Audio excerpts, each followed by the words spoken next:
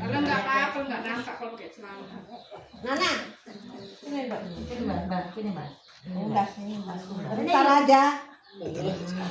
Jangan meringkir. Sini lo kasihan lo. Kan kok kan petugas anu juga pemerintahan. Jelas sini. Saya membantu sini. Saya membantu. Nggak Singapura. Ini. Nampak lagi. Ini Nana. Betul, nampak. Banyak bukan lagi. Kasihan dia cari anu. Begini ya. Terus. Dari laporan. Jadi nggak kita Oke. Assalamualaikum warahmatullahi wabarakatuh. Waalaikumsalam warahmatullahi wabarakatuh. Alhamdulillahi rabbil alamin. Wassalatu wassalamu ala asrafil anbiya'i wal mursalin wa ala alihi wa sahbihi ajma'in. Allahumma salli ala sayyidina Muhammad wa ala ali sayyidina Muhammad. Faqala Allah Ta'ala fil Qur'anil Karim, a'udzu billahi minasyaitonir rajim. Bismillahirrahmanirrahim. Wal 'asr innal insana lafi khusr illa allazina amanu wa 'amilus solihati wa tawassaw bil haqq wa tawassaw bis sabr. Shadaqallahul azim. Pertama-tama marilah kita panjatkan pohon kelapa. Baguslah. Iya, bagus ya. Bersyukur. Oh iya, salah. Kita ambil buahnya, nikmatilah isinya. Wah, sedap rasanya. Seperti kita menikmati nikmat yang telah diberikan Allah Subhanahu wa taala, yang mana Dia telah memberikan kita kesehatan, kesempatan sehingga kita dapat berkumpul di tempat yang mulia ini. Salawat berkantamkan salam. Marilah kita bersalawat kepada baginda alam.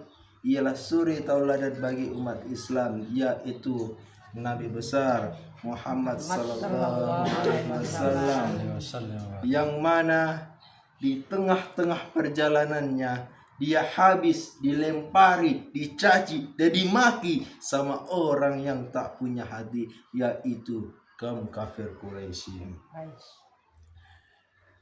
Alhamdulillahirabbil alamin. Saya diberikan kesempatan kepada ketua perwiritan dan saya sangat menghormati ibu-ibu ketua wirid, sekretaris dan ibu-ibu yang hadir pada kesempatan kali ini.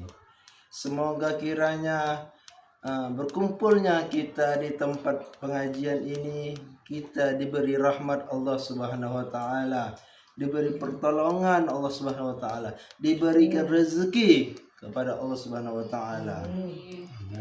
Diberikan duit yang banyak, amin. Diberikan baju hari raya, amin. Oke. Ibu-ibu yang saya cintai, adakah yang mengenal saya pada kesempatan kali ini? Belum.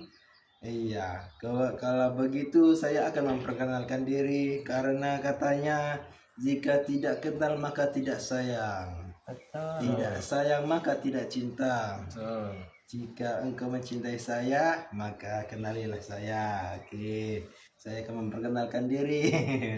Nama saya Reza Pahlevi Nasution. Reza Pahlevi. Iya, Reza Pahlevi Nasution. Dalam artian bahasa Arab, Reza artinya cerdas, Pahlevi artinya pangeran cerdas. Amin. Mudah-mudahan. Insyaallah, doakan ibu-ibu saya akan jadi pemimpin masa depan. Amin. Amin. Doa, Pak.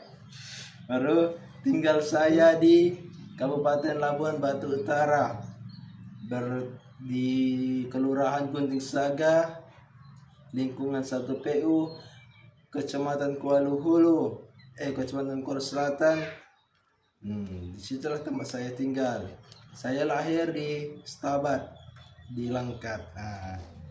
Baru April, Pak. Lahir tahun berapa? Oh, saya lahir 1997, 5 April. Iya. 5 April ya, Bu. Udah lewat ulang tahun saya. Berarti kalau untuk rumah tangga udah matang lah itu. Iya, kebetulan inilah waktunya sebenarnya kan, cuman Allah masih menutupi jodoh saya. Nggak apa-apa insya Allah. Kemudian, Hati. masih Ada ada. gadisnya. Ada lagi di sini ya. Alhamdulillah. Janganlah digosipi langsung. Daripada di belakang dia tanam. Oh Ya iya. nggak juga boleh gitu lah. Terus. Dia Status maksudnya apa? Status. sendiri-sendiri. Ya, status saya masih lajang. Belum pernah nikah. Belum pernah menikah. Oh. Bukan Nggak boleh karena jodoh-jodohkan. nggak bukan boleh. karena saya tidak Jangan laku, sombong. bukan karena saya jelek, tetapi Kenapa banyak Allah punya? telah mengatur waktu Jangan yang sesungguhnya. Iya. Iya. Sabar aja, insya Allah. Nah, nanti ke depan sabar. ada. Yang kalah. Walaupun dapat ujian saya ini ngeri bu. Apa tuh? Kalau yang masih muda-muda nih kan, ujiannya itu berdatangan itu para perempuan tuh. Kan tinggal milih. Maksud Jodoh. perempuan itu maksudnya perempuan yang agak lain lah, tanda kutip yang agak ngeri lah ya kan. Oh iya. Nah itu yang Facebook. Hah? Facebook. di media sosial langsung, jadi itulah yang saya berusaha untuk menghindarkannya. Iya. Kemudian saya dekat dengan Pak Ustadz ini, Mudah-mudahan. mudah-mudahan bertambahlah keimanan saya. Lagian ada jalan yang terbaik nanti Ada dikasih jalan sama Pak terbaik. Ustadz. Iya. Ya Allah. Cita-cita ada. Cita-cita saya, cita-cita saya ingin jadi pemimpin. Pimpin rumah tangga. Rumah tangga ya itu kan udah nanti masing-masing ya kan. Ya. Nah, ini pemimpin dunia asik. Amin, amin, mudah-mudahan. Amin. Ya, amin. Nah, maksudnya kan saya melihat negara kita ini sudah hancur balur. Ya kan Bu, kalau saya mengamati ya Bu, banyak yang hancur, banyak yang rusak, banyak yang korupsi, maling-maling, penuh dengan tipu-tipu, dunia tipu-tipu, tikus berkelincaran di mana-mana, keadilan bisa dibayar dengan uang, kan Kalau hukum bisa, dia dibayar dengan uang kan. Kayak Pak Deddy Mulyadi. Pak kayak insya Allah ya Bu ya. Kebetulan tuh Pak Deddy Mulyadi kalau saya pelajari itu keturunan apa? Bandung. Prabu Siliwangi. Bukan keturun tapi dia dapat titisan dari. Iya, titisan dari Prabu Siliwangi. Iya. Kalau arahnya ke situ berarti dia saudara saya juga. Oh, mudah-mudahan kamu bisa memiliki darah seperti dia. Pemurah, baik. Amin. Ya Bu, terima kasih ya Bu, karena saya pun karena udah zaman yang pula kan Iya, zaman udah tua. Zaman udah tua, banyak yang kemaksiatan. Bapak lupa anak, jinah merajalela. Iya, betul. Maling-maling, tipu menipu, kan begitu kan ibu. Kebetulan di kesempatan kita pada kali ini, inilah masanya tugas kami menyampaikan. Mudah-mudahan kita diberi kekuatan iman ya. Ya betul juga ya. Dimana kita diberikan iman yang kuat. Dan kesempatan pada kali ini Bu, kami akan membawa tema tentang Muharram. Besok Bulan depan kan bulan Muharram. Iya, Muharram ini. Iya, bulan Jumat besok. malam Jumat. Pada malam Jumat itu adalah malam 1 Suro. Itu malam Jumat Kliwon. Ya. Pas pula itu hari gimana ya? Bergantinya tahun Islam Hijriah. Islam ya. 1947 Hijriah. Kalau di media sosial itu kalau ada yang tulang wangi itu dalam Jawa sana ya, pelajaran Jawa sana, kalau ada yang tulang wangi kayak gitu kayak Deddy Mulyadi itu harus hati-hati. Apalah hati-hatinya itu kan mungkin dia merasakan bahwa itu ada perubahan, atau bisa jadi yang saya pelajari kalau yang saya pelajari ya Bu Ibu, itu raja-raja terdahulu, raja-raja dahulu yang seperti Kesunan Kalijaga atau seperti Majapahit. Nah, itu yang nggak ada kuburannya, yang tidak diketahui itu itu sukmo, artinya sukmo itu akan berpindah alam dia. Nanti di akhir zaman dia akan, jadi kan akhir zaman ya, nah, akan kembali lagi. Cuman mungkin bisa jadi reinkarnasi, berubah, berganti masuk ke dalam jasad manusia yang dipilih-pilih.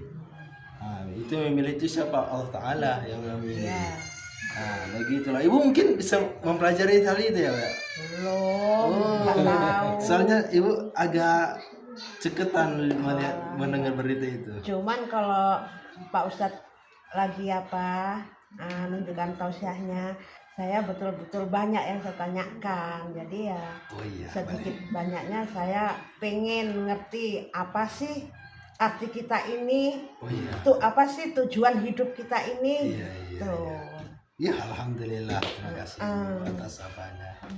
Nah, ini dan kebetulan Pak Ustadz udah mengenal Pak Ustadz ya, Pak ya? Udah kenal. Kemudian karena kebetulan Pak Ustadz ini akan membawa Muharram bertema Muharram, maka ibu-ibu nanti apakah ada yang mau ditanyakan tentang tema hal tersebut atau di luar tema tersebut boleh, karena di sini namanya tempat rumah Haji MZ. Haji MZ. Nah, namanya Pak Zen ya, Pak. Nah, jadi boleh dipertanyakan nanti, Bu. Nah, seperti Mama Dede ya kan. Mama Dede kan sudah pensiun ya. Sekarang namanya Papa Zen. Oke, kepada Papa Zen, saya persilakan dengan segala hormat. Baik, bismillahirrahmanirrahim. Assalamualaikum warahmatullahi wabarakatuh. Alhamdulillahirabbil alamin, wassalatu wassalamu ala asrofil anbiya'i wal mursalin sayyidina Muhammadin wa ala alihi wa sahbihi ajma'in. Asyhadu an la ilaha illallah wahdahu la syarikalah wa asyhadu anna Muhammadan abduhu wa rasuluh allazi la nabiyya ba'da rahmatan lil alamin, amma ba'du. Puji dan syukur kita haturkan kepada Allah Subhanahu wa taala, mana pada sore hari ini kita masih bisa berkumpul bersilaturahmi di rumah ahli bait. Salawat dan kepada Rasul, Allahumma sholli ala sayyidina Muhammad wa ala ali sayyidina Muhammad. Tadi Ustaz Reja telah membuka acara ini dengan harapan perkenalan dan Ustaz Reja bisa menambah silaturahmi. Ustaz Reja ini sudah memang ikut bersama saya. Memang selama ini beliau sibuk di pengajiannya di Tanjung Medan. Nah, kemudian di awal-awal pertengahan bulan Mei ya, bulan Mei sama Juni beliau ikut dengan saya. Beliau ini memang masih pemula karena usianya masih muda. Beliau ini S1 dakwah UIN Medan, Winsu Medan. Nah, jadi penyuluh termuda beliau inilah. Nah, angkatan 2023 beliau lulus dan ditempatkan di kantor KUA Kampung Rakyat. Jadi kami di Kampung Rakyat itu penyuluh agama Islam P3K itu ada 4 orang. Saya, Ustaz Reja, Ustaz Yusrin dan Ustaz Surung Siregar. Kemarin itu Ustaz Surung dan Yusrin saya bawa ke Perlabian Kebun. Nah, hari ini di Desa Bangun Rejo dan Wonorejo, Ustaz Reja hadir sama saya bersilaturahmi. Kalaupun yang disampaikan Ustaz Reja tadi banyak seloronya, kira-kira kita sama-sama maklum. Nah, beliau memang suka bercanda dan kadang-kadang bercanda, kadang-kadang nggak paham kita. Dan kita maklumi saja, karena dia bawaannya aktif di sosmed, ya kan. Nah, makanya saya tak pernah pakai gini, beliau pakai gini dia. Mungkin karena ya beliau lebih fokus di media elektroniknya. Baiklah ibu jemaah yang dirahmati Allah, judul kaji kita pada sore ini adalah menyambut tahun baru Islam ya Bu. 1 Muharram 1447. Kenapa kita harus menyambut meriahkan? Maksud menyambut meriahkan ini bisa kita buat acara akbar, bisa kita menambah amal ibadah, kegiatan zikir, kegiatan baca Quran, kegiatan silaturahmi dan sebagainya. Karena Muharram adalah bulan yang memiliki makna penting. Pertama, dia awal bulan tahun Islam. Jadi kalau tahun miladiah Januari, kalau tahun Hijriyah namanya Muharram. Kenapa tanggal 1 Januari orang banyak memperingatinya? Kenapa 1 Muharram tidak diperingati? Kan itu menjadi pertanyaan. Padahal kita sebagai umat Islam seharusnya Muharram inilah yang kita besar-besarkan kegiatannya supaya generasi kita mengenal mana tahun barunya. Orang senang dengan tahun baru barangkali yang pertama pada tahun itu cita-citanya tercapai. Angan-angannya dipasangnya, nanti tahun ini saya ini, tahun ini saya ini. Yang kedua, dengan bertambahnya tahun, bertambah ilmu, bertambah amal. Tapi juga dengan tahun baru, semangat baru. Itulah dia.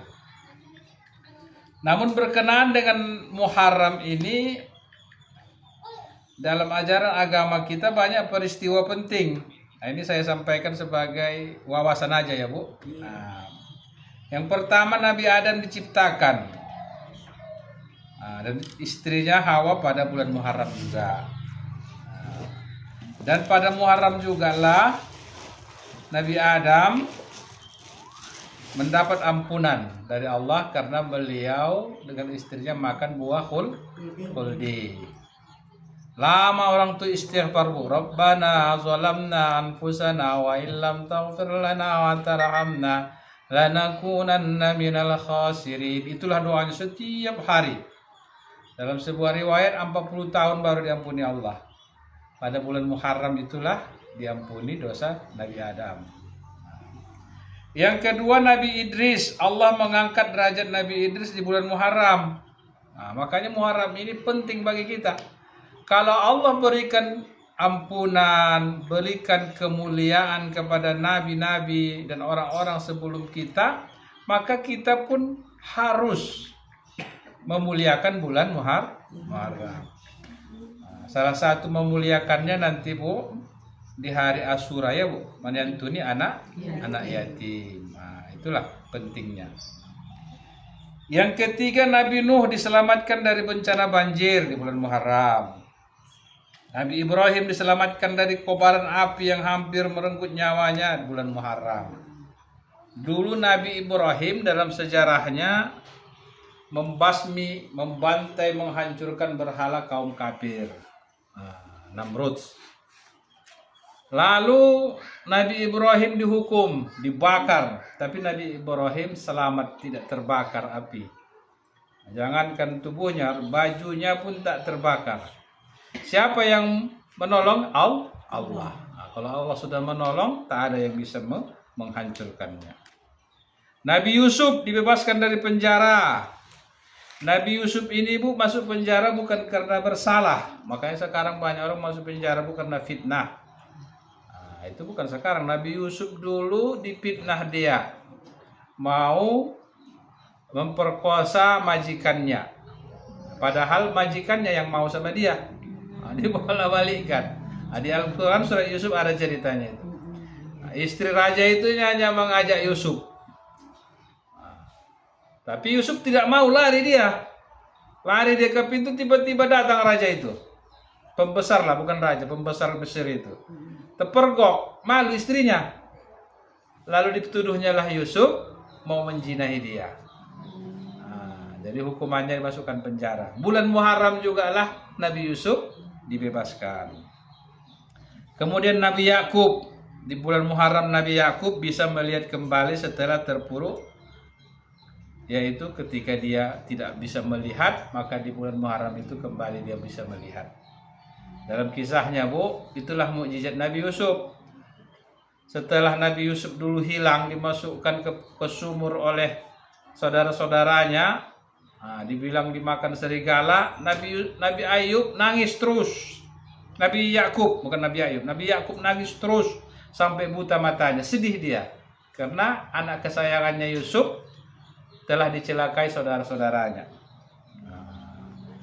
Lalu setelah itu dijuallah Nabi Yusuf ini jadi budak. Itulah dia ke raja tadi, ke pembesar tadi.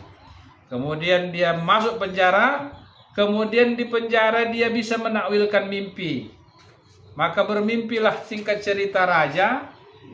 Lalu siapa yang bisa menafsirkan mimpi ini? Ternyata Nabi Yusuf. Maka diangkatlah Nabi Yusuf jadi kepercayaan di istana. Lalu karena itulah dia diberi jabatan. Setelah diberi jabatan, maka dia bisa membantu orang-orang yang kelaparan pada saat itu, peceklik. Gandum tak ada. Kalau di kita beras, sawah gagal panen, gitulah kira-kira. Tapi Nabi Yusuf dengan kerajaan di Mesir mempunyai persediaan bahan makanan. Turunlah saudara-saudara yang tadi yang memasukkannya ke sumur itu meminta makanan kepada Yusuf. Nabi Yusuf kenal ini saudara-saudaranya. Lalu dia berikan makanan itu. Nanti kalau sudah habis makanan gandum ini, datang lagi kamu kemari, tapi bawa adik kamu yang nama Bunyamin. Heran orang itu, kok tahu dia ada Bunyamin? Pulanglah orang itu, Bu. Habis, katakanlah sebulan, mau datang lagi ke tempat Yusuf. Disitulah Yusuf memperkenalkan diri bahwa dia adalah saudara-saudara mereka yang dulu pernah dimasukkan ke sumur. Minta-minta maaf orang tubuh karena udah pembesar dia. Sekarang bawalah bajuku ini, berikan kepada ayah. Sedih ceritanya nih. Kalau kita baca itu dia surat Yusuf, sedih ceritanya ini. Dulu orang yang mengkhianatinya kembali datang kepadanya, dibantunya pula, bukan balas dendam dia, malah ditolongnya. Ditanyanya kabar ayahnya, ya kan? Tentu dia rindu sama ayahnya. Berapa tahun pula, Bu? Berpuluh tahun lah, mulai kecil sampai jadi pembesar. Ayahnya rindu sama dia, Yakub, dia pun rindu sama ayahnya. Yusuf dan Yakub sama-sama nabi. Diberikanlah bajunya, berikan sama ayah saya. Begitu, Bu, 1 kilometer udah tercium bau Yusuf. Ayahnya sudah Yusuf, tapi tak bisa melihat. Yusuf, saya dengar Yusuf mau datang, rupanya bajunya yang datang, Bu. Diberikan abang-abangnya ini, diciumnya lah. Pada bulan Muharram kejadian itu, melihatlah Nabi Yakub. Kemudian Nabi Ayub diberikan kesembuhan dari penyakit kulit. Penyakit kulit selama 18 tahun dalam riwayat, Bu. Selama 18 tahun dia sakit. Tidak minta sehat kepada Allah. Datang istrinya, anak-anaknya meninggal. Istrinya ada yang pergi, ada yang tinggal bersamanya. Apa kata istrinya? Mintalah kesehatan kepada Allah. Kau kan Nabi. Apa kata Nabi Ayub, Bu? Aku diberikan kemewahan 20 tahun. Dia dulu sebelumnya mewah, Bu. Raja, kaya, anak-anak banyak, ternak banyak. 20 tahun dia jaya. Baru 18 tahun aku sakit, katanya. Jadi Nabi Ayub lah, Bu, selama 18 tahun itu tidak pernah minta sehat kepada Allah. Karena dia merasa belum terbalas nikmat yang sudah Allah berikan 20 tahun. Pada bulan Muharram itulah sembuh penyakitnya.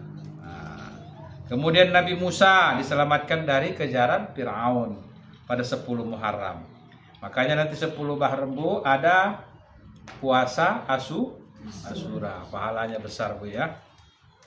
Ini cerita riwayatnya begini. Datang Rasul ke Madinah, ditemuinya orang-orang Yahudi pada tanggal 10 Muharram berpuasa. Nabi Muhammad belum dianjurkan, disunnahkan berpuasa 10 Muharram. Ditanyanya, kenapa kamu berpuasa? Orang Yahudi ini. Kata orang Yahudi, Nabi kami Nabi Musa diselamatkan Allah dari kejaran Fir'aun pada tanggal 10 Muharram. Apa kata Nabi? Kami umat Islam lebih berhak berpuasa. Nah, maka berpuasalah 10 Muharram itu kita, Nabi Muhammad dan sahabatnya. Lalu dia berjanji tahun depan kita berpuasa tanggal 9, 10 supaya tidak sama dengan Yahudi. Nah, makanya nanti puasanya Bu 9 Muharram sama 10 Muharram. 9 Muharram Tasu'ah namanya, 10 Muharram Asyura. Nah, dianjurkan kita berpuasa ya Bu bulan Muharram ini. Dan sekaligus 10 Muharram itu nanti kita menyantuni anak yatim. Bulannya anak yatim. Nah, dalam riwayat itu siapa yang menyapu kepala anak yatim, maka kebaikan sebanyak, pahalanya sebanyak rambut anak yatim itu. Apa maknanya? Banyak. Nah, jangan dihitung nanti rambutnya berapa. Ada yang sedikit rambutnya nggak mau dia punya. Nah, bukan rambut yang dihitung, tapi artinya banyak pahalanya. Jadi menyapu kepala anak yatim itu artinya memberikan perhatian, memberikan bantuan, ya. Menyapu artinya memberikan perhatian, ya, baik itu uang, pakaian, makanan. Nah, itulah dia menyantuni namanya. Nah, jangan disapu saja tadi diberi. Pahala, tapi tidak sebesar pahala orang yang memberikan bantuan.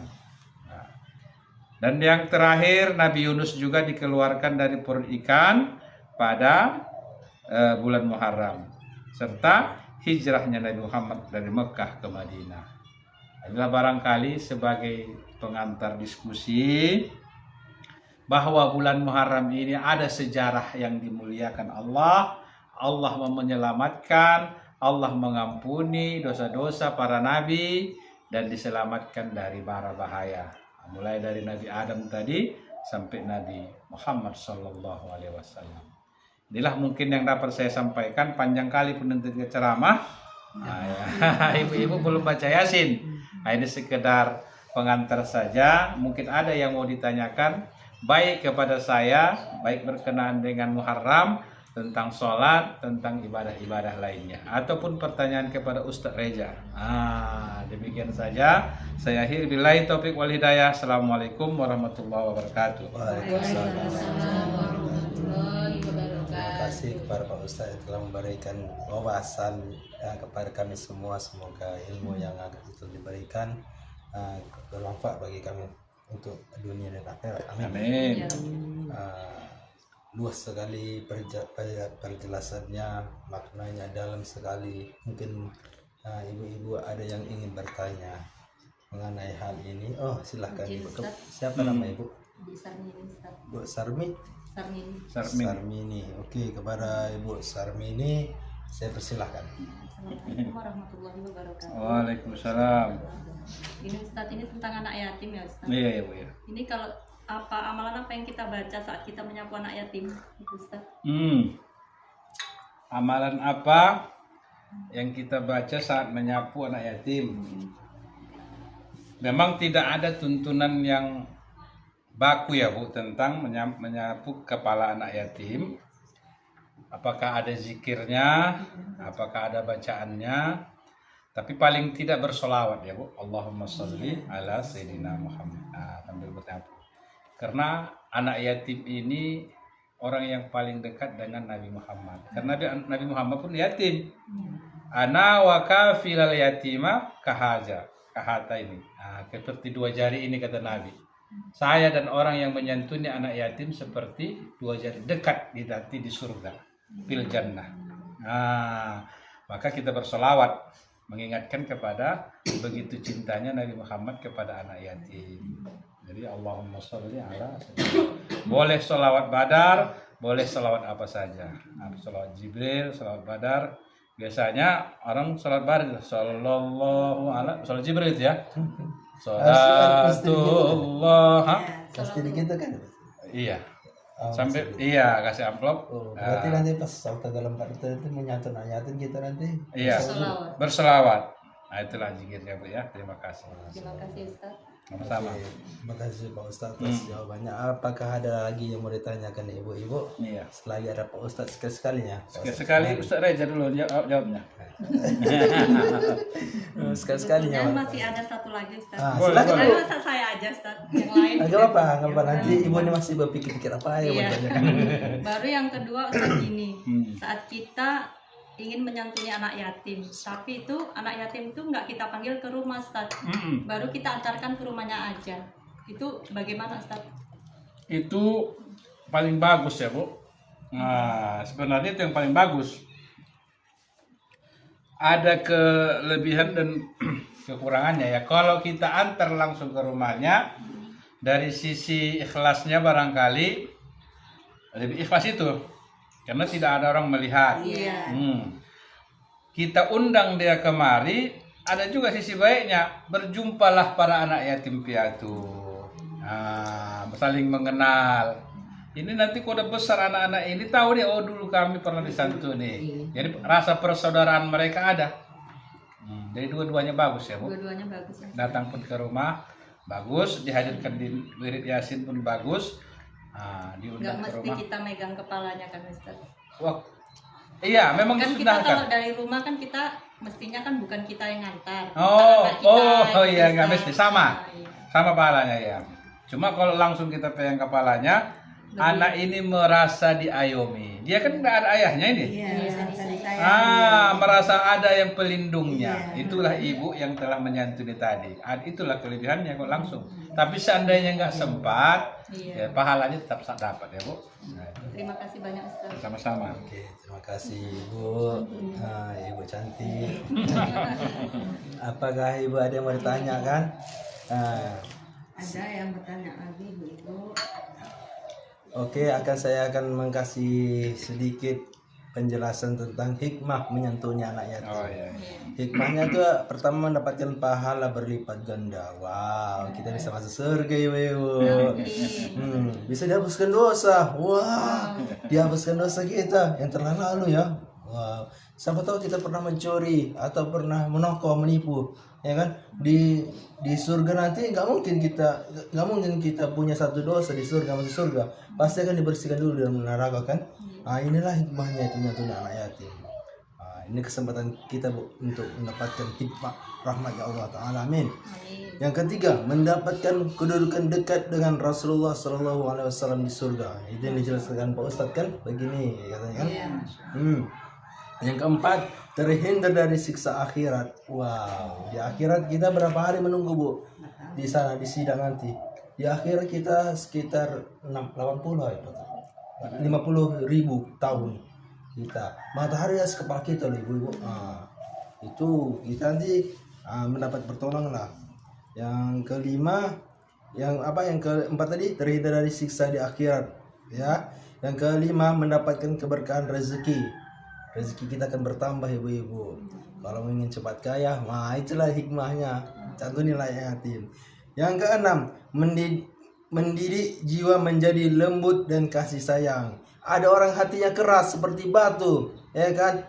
Suruh dia atau orang pemarah, ya kan? Temperamen, suruh dia untuk menyantuni anak yatim. Maka hikmahnya itu akan dicantulkan, nanti akan lemah lembut dia orangnya. Insyaallah, amin.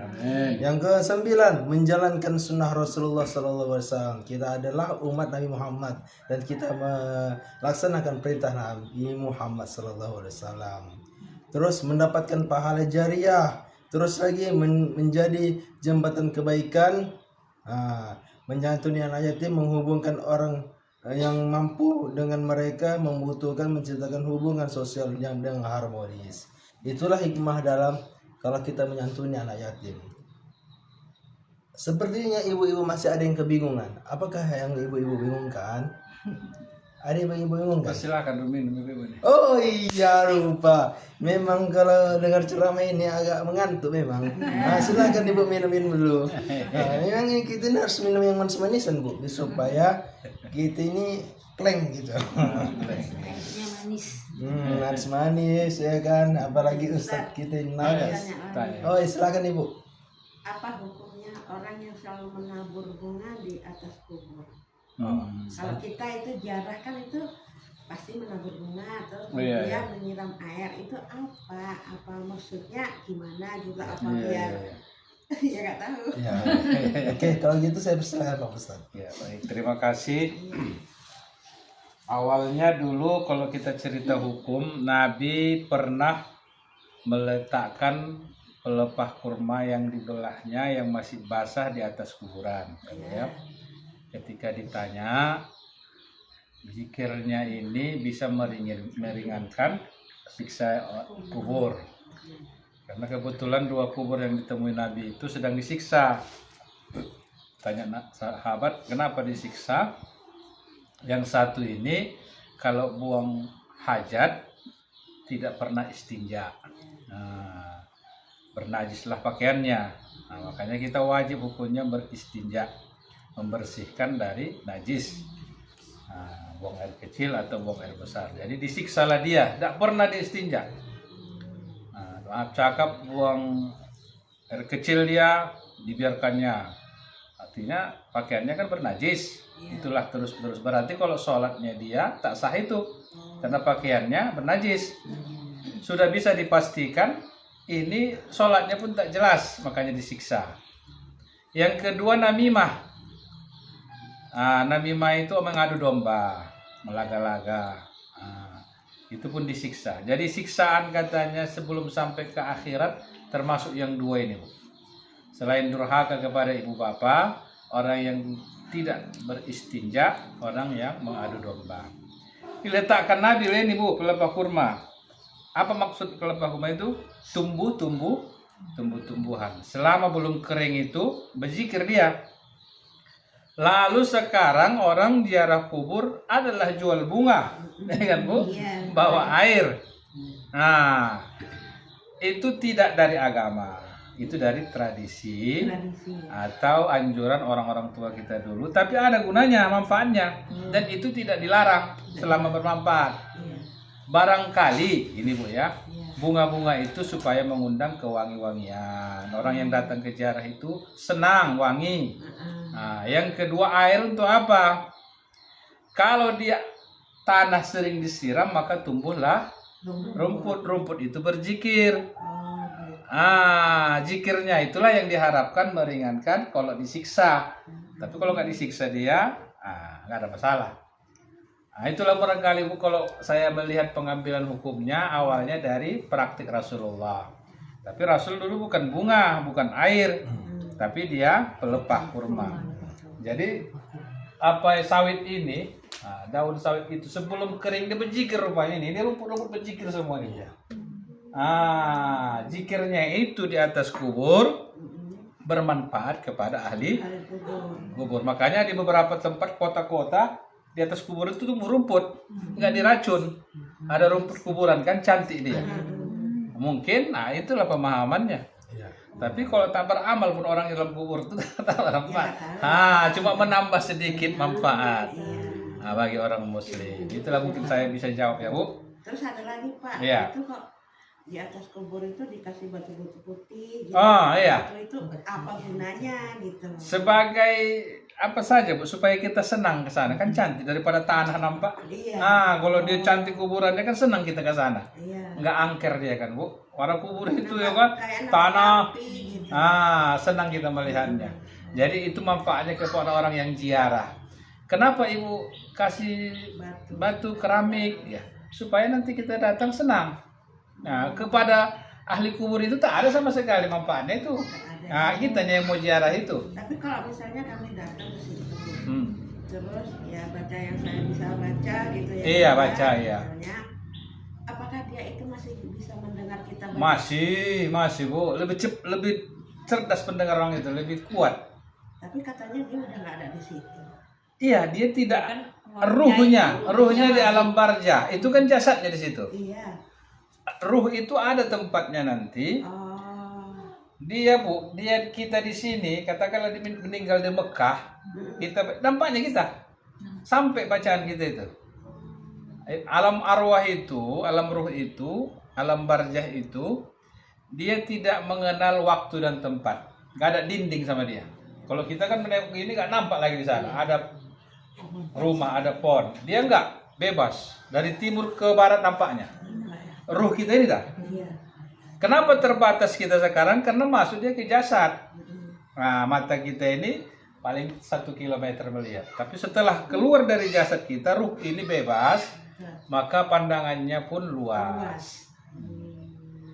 Nah, jangan nanti ibu harap di situ dia. Nah, itu jasadnya, tulang-tulangnya situ. Dia di alam barjah namanya. Cuma ketika kita datang ke situ, tahu dia. Ketika ibu ucapkan salam, mereka jawab. Dijawab, makanya diajarkan salam. Assalamualaikum ya ahlal kubur, kan gitu. Kalau nggak mungkin diajarkan Nabi salam itu. Mereka mendengar, dijawab mereka, kita tidak dengar. Kalau sempat kita dengar, larilah kita. Kita lewat situ, Assalamualaikum ya ahlal kubur. Waalaikumsalam, kata. Apa nggak lari begitu? Kita tidak dengar. Orang yang disiksa di kubur itu ayam dengar, Bu. Hewan dengar, cuma kita sama jin yang tak dengar. Maka kalau ada orang yang nampaknya, katakanlah ada dulu orang melihat apakah benar itu hadis Nabi. Ada penjahat, ya kan? Ada yang zolim meninggal. Ditaruhkanlah di situ hewan. Pasti hewan itu bereaksi nanti. Kenapa? Didengarnya menjerit di dalam kubur itu. Cuma kita nggak berani, kita mencoba, nanti fitnah. Keluarganya nanti tambah situ ayam, jadi fitnah. Ayam itu dengar kalau disiksa. Terus yang terakhir Pak Ustaz. Iya. Apakah kita yang waktu di dunia kan tinggal serumah. Terus kalau kita udah pulang ke sana tuh apa masih bisa jumpa? Jumpa. Sampai selama dia tidak disiksa. Kita mukmin ini, insya Allah, Bu, ya. Kita yang mukmin beriman ini, yang sholatnya tidak tinggal, kewajibannya tidak tinggal. Insya Allah kita selamat. Meninggallah kita. Masuklah ke alam barzah namanya. Tetapi setelah diproses, ada prosesnya, ditanya. Kemudian kata Nabi dalam sebuah riwayat, orang mukmin itu disuruh tidur. Nam kama namatal arus. Tidurlah sebagaimana tidurnya pengantin. Maksudnya apa? Nanti mau kiamat itu tak terasa lamanya. Kayak pengantin, ibu dulu tidur sama bapak, padahal udah pagi kan, Bu? Padahal udah lama tidurnya dari jam 9. Kok cepat kali pagi? Begitu. Nanti kiamat pun gitu. Di Yasin itu ada. Siapa yang membangunkan kita, katanya? Artinya apa? Dia mendapatkan nikmat kubur. Insya Allah bertemu. Ada yang mengatakan ulama, bersilaturahmi orang-orang sudah meninggal. Umpamanya saya nanti duluan pulang, meninggal saya, bertemulah dengan orang-orang sudah meninggal. Lalu mereka bertanya sama saya, gimana kabar si Reja? Sehat dia? Ditanyalah tentang si Reja. Yang masih hidup ya? Iya, saya yang meninggal tadi ditanya teman-teman yang udah mati, yang udah meninggal itu. Kami kan berkawan ini. Ditanya kabarnya bagaimana, masih kerja kantor gua dia? Masih. Apa kegiatannya, udah kawin dia? Belum. Begitulah nanti ruh-ruh itu, tapi ruh yang selamat ya, Bu. Kalau yang ruh disiksa nggak bisa, betul Pak? Ya, Pak. Karena dia lagi dihukum, di penjara kalau di sini. Tapi itu sampai kapan itu dihukum? Allahu a'lam. Ada yang dibebaskan karena doa anaknya. Gitu. Anaknya berdoa dibebaskan dia. Banyak. Makanya Allah itu rahmatnya luar biasa. Awalnya disiksa bisa bebas karena doa anak. Itulah gunanya kita mendidik anak. Gitu tapi ya, Bu. kalau anak duluan yang pergi, Pak? Doa saudaranya. Doa ibunya. Doa ibunya. Iya, banyak. Iya. Apa betul, Pak, kalau misalnya kami kan setiap hari Jumat ini ke makam. Iya. Terus Bagus. suatu saat nanti kan pasti saya meninggal. Iya. Apa betul penghuni kubur itu bisa mengenali saya? Pak? Bisa. Karena saya sering berjalan. Iya, bisa, insya Allah. Dianggapnya saya bukan asing lagi. Iya, bisa. Begitu memang. Amin, mudah-mudahan. Insya Allah. Pokoknya alam ketawa dulu ini betul. Iya. Saya tanya serius. Alam barzah itu lebih sempurna dari alam dunia. Kehidupan di alam barzah itu lebih sempurna dari dunia. Sama dengan kita di alam rahim dulu. Mana lebih enak di alam dunia daripada di alam rahim? Tahu kita rahim. Alam dunia lah kan Bu. Setelah lahir tuh, rahim kan kecil, makan dari pusat ibunya. Begitu lahir, luas. Masuk lagi alam barzah, lebih luas lagi. Masuk lagi akhirat, lebih luas lagi. Masuk lagi surga, lebih luas lagi. Jadi tetap meningkat dia. Tapi kelihatannya kayak ngeri-ngeri gitu. Yang ditanam itu jasad. Iya. Kalau ruhnya lebih luas nanti rasanya. Yang penting kan arwahnya ya Bu. Kita doakan nanti kan arwah. Ruh. Bukan jasadnya. Ila ruhi anu bin anu. Bukan ila jasad anu bin anu. Jadi yang waktu di akhirat nanti yang dibangkitkan lagi itu roh apa jasad? Kan pernah Roh dan jasadnya. Roh dan jasad. Iya. Yang tidak berpakaian sama sekali gitu. Iya. Wah, ngeri ya. Makasih ya Pak. Iya Bu, iya.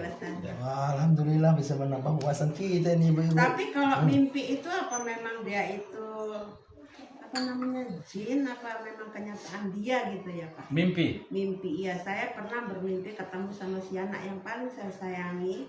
Datang dia dalam mimpi itu dia apa jin gitu? Sekali mimpinya.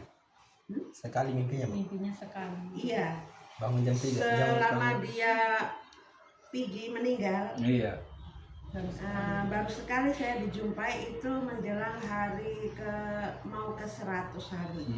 Dia datang tapi nggak ngomong apa-apa, cuma sepintas gitu jumpai aja. Apa itu dia betul, apa itu cuman jin? Jadi mimpi ini Bu, menurut riwayat Rasul ada yang mimpi yang benar, ada yang mimpi dari jin, ya ada mimpi dari keinginan kita. Atau mungkin karena ibu rindu sama dia, berjumpa dia. Iya keinginan atau mungkin memikirkan. Tapi kita saat ini tidak bisa menafsirkan mimpi. Iya, cuma mereka-reka aja lah. Yang bisa menafsirkan mimpi cuma Nabi Yusuf dan para nabi-nabi yang Allah tunjuk. Jadi kita apa tafsirnya saya tak tahu. Cuma dalam beberapa hikmahnya mungkin dia ingin ya minta doa, minta kirim. Begitulah kata sebagian ustadz, minta kirim pahala kenduri dan sebagainya. Iya. Jadi ibu-ibu pernah ada mimpi nggak? Mimpi orang-orang yang terdahulu. Mimpi yang orang udah meninggal. Iya udah meninggal. Pernah nggak mimpi? Pernah. Wah itulah dia. Saya juga pernah mimpi sahabat saya dulu meninggal, Pak ya ada. Kirain mau nikah sama saya. Saya mau diajaknya. Ayo Bang, ayo Reza, kita kemana? Enak gimana ini? Syukur tak jadi saya ikut. Kalau ikut katanya mau meninggal itu ya? Itu tuh pelajaran. Oke. Alhamdulillahirrahmanirrahim. Terima kasih Pak Ustadz. Pak, doa aja langsung Pak. Kamu udah nggak pirit. Oh iya, doa aja langsung. Iya. Oke. Doanya kepada Pak Ustadz, saya minta doanya, doa Ustazah. Saya silakan. Kagak jadi aja doa. Enggak, Bapak lah. Bapak kan udah nikah, belum. Bedanya yang udah nikah sama belum, itu kan sama aja. Biasanya. Lebih abdul. Enggak juga. A'udzu billahi minasyaitonir rajim. Bismillahirrahmanirrahim. Alhamdulillahi rabbil alamin wassalatu wassalamu ala asrafil anbiya'i wal mursalin wa ala alihi wa sahbihi ajma'in. Allahumma salli wa sallim wa barik ala sayyidina Muhammadin fil awwalin wal akhirin wa salli wa sallim wa barik ala sayyidina Muhammadin fil nabiyyin wal mursalin wa salli wa sallim wa barik ala sayyidina Muhammadin fi kulli waqtin wa hin wa salli wa sallim wa barik ala sayyidina Muhammadin fil mala'il a'la ila yaumiddin. اللهم اغفر لنا ذنوبنا وارحمنا ولوالدينا وارحمهما كما ربيانا صغيرا ولجدنا ولجداتنا ولمشايخنا ولأساتذتنا ولأولادنا ولأزواجنا ولذرياتنا ولمن أحب وأحسن إلينا ولجميع المؤمنين والمؤمنات والمسلمين والمسلمات الأحياء منهم والأموات برحمتك يا أرحم الراحمين. اللهم اجعل جمعنا يا الله جمعا مرحوما وتفرقنا من بعده تفرقا معصوما واهدنا صراطا مستقيما اللهم أنزل الرحمة والنعمة والبركة والصحة والسلامة علينا خصوصا يا الله إلى أهل هذا البيت برحمتك يا أرحم الراحمين. ربنا تقبل منا إنك أنت السميع العليم وتب علينا إنك أنت التواب الرحيم. اللهم اختم علينا يا الله بحسن الخاتمة ولا تختم علينا بسوء الخاتمة. ربنا ظلمنا أنفسنا وإن لم تغفر لنا وترحمنا لنكونن من الخاسرين. ربنا آتنا في الدنيا حسنة وفي الآخرة حسنة وقنا عذاب النار. وصلى الله على سيدنا محمد وعلى آله وصحبه أجمعين. سبحان ربك رب العزة عما يصفون وسلام على المرسلين والحمد لله رب العالمين. أستغفر الله العظيم.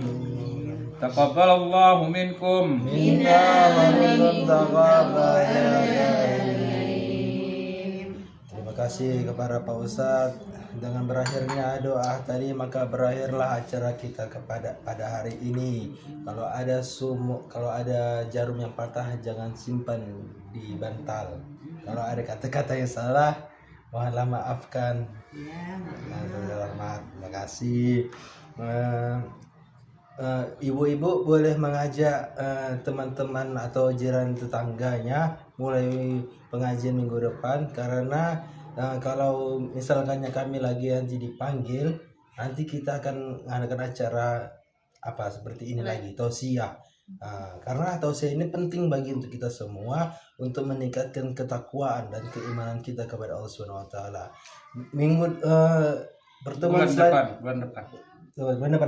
Pertemuan selanjutnya akan diadakan membahas tema hari kiamat, bisa Pak? Terserah. Terserah. Ya, karena kita ini sudah di ujung pula kan. Jadi orang mau kawin udah balik kiamat kemana? Itu makanya udah perang dunia ketiga pula itu. Kemana? Itu tuh. Oke, ibu-ibu yang saya cintai, yang saya muliakan, semoga ibu-ibu mengenal saya dan mencintai saya dengan setulus hati.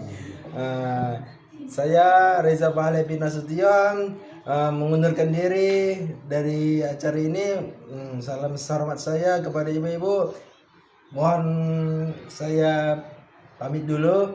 Billahi bisabil haq. Wassalamualaikum warahmatullahi wabarakatuh. Waalaikumsalam warahmatullahi wabarakatuh. Oh iya, mati dulu.